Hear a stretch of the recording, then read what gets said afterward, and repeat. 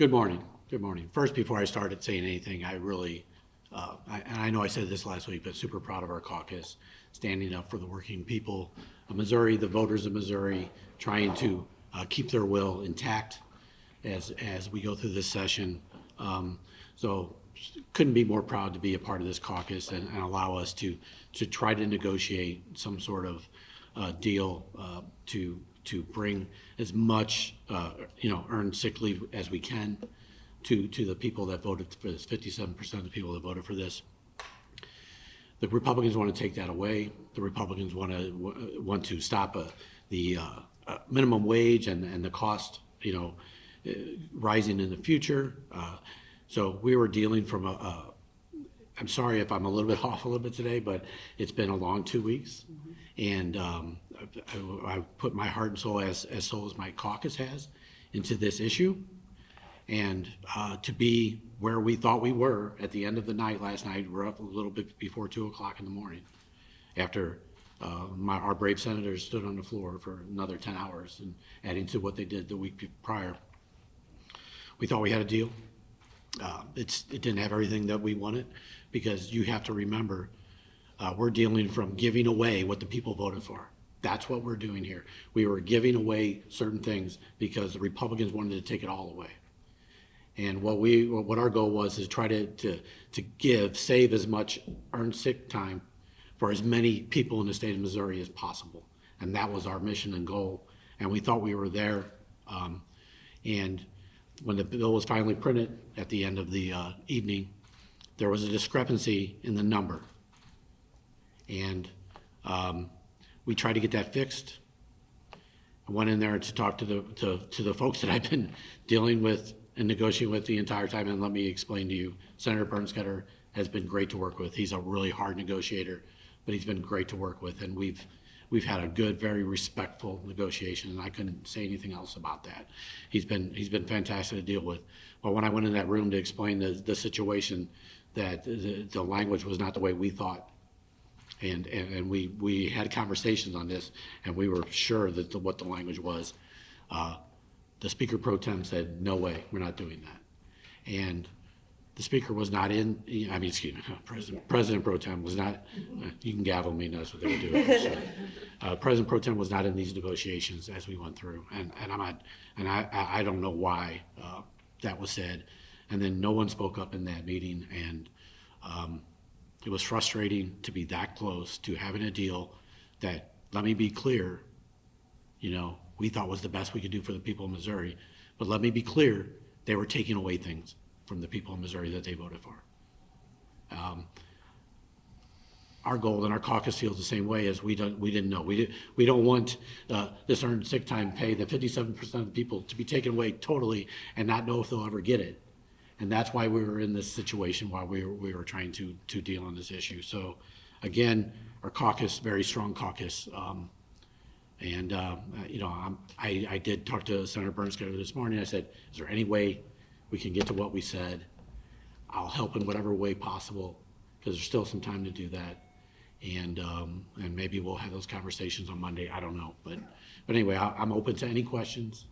I'm sure my caucus is open to any questions you may have. So again, this came right down to the wire, and the Senate President put some language in there, or how? No, I don't know. I can't tell you how the language changed from where we believe we were, and I have more than one person that believe we were. I have people that were in rooms. I really don't want to get into all these minutia of all this stuff, but at the end of the day, it came down to this number, right? And it's always been about the number. It's always been about the enforcement. They don't want enforcement. We try to get as much enforcement as we possibly can. They don't want anybody to be able to do this. They wanted the exemptions to be huge. They wanted millions of people not to be able to get this, and we were working from those parameters.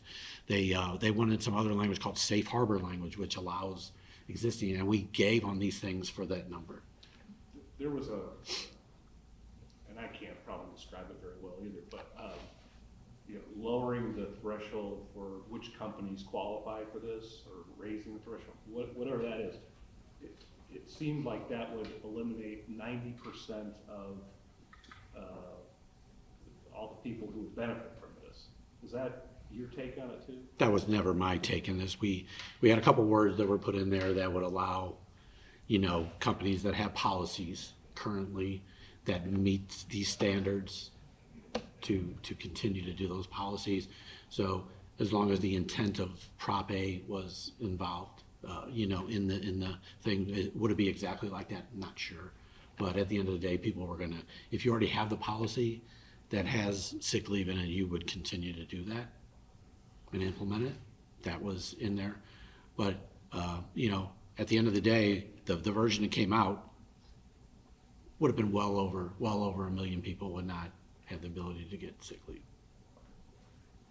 So where is this legislation now? I guess with talking about the negotiations that fell through, are we looking at the prior substitute? Are we looking at something new? I know obviously you guys aren't in charge, but what are you hearing about what the next step is for this? Because I'm sure it's not over.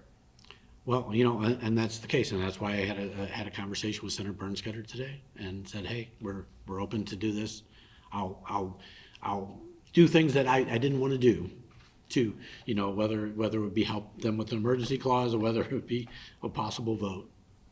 Just I offered this up if we go to the language that we had talked about. So.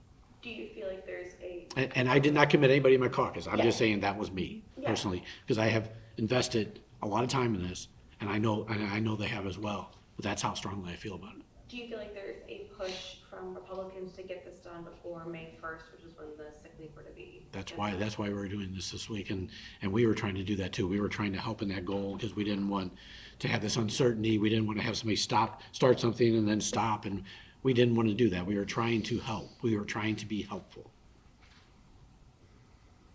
Are you anticipating a situation where there's no deal you agree on and the issue is forced? I guess is the way to say it without saying the letters that I don't want to say. I would tell you the ball is in the majority party's court right now, right? It's up to them. We're here.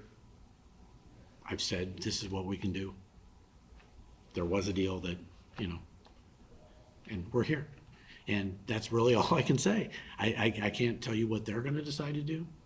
I can't tell you all those things, but I have offered that up to the sponsor, the handler of the bill.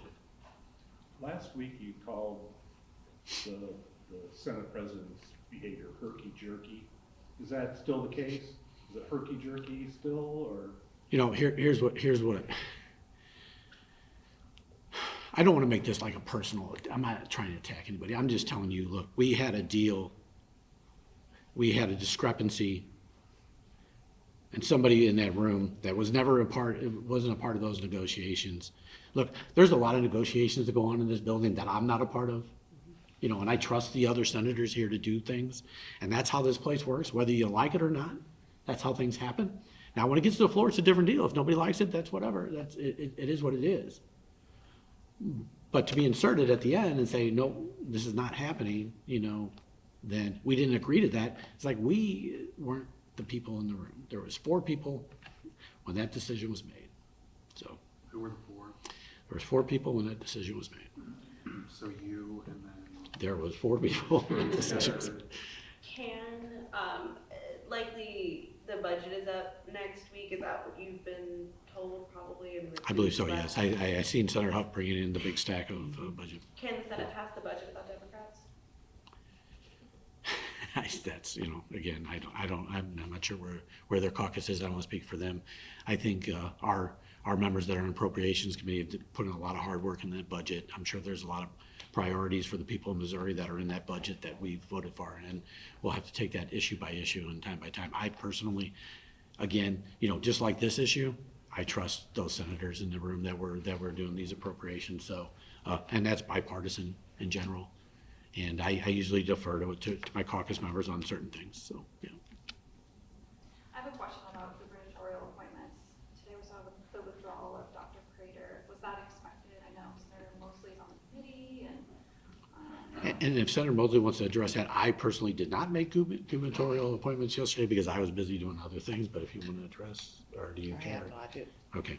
I'm not in leadership, so I know what will happen. And I didn't, matter of fact, that's how out of the loop I am, because I've been so invested, I didn't even know that, so there you go. Cool.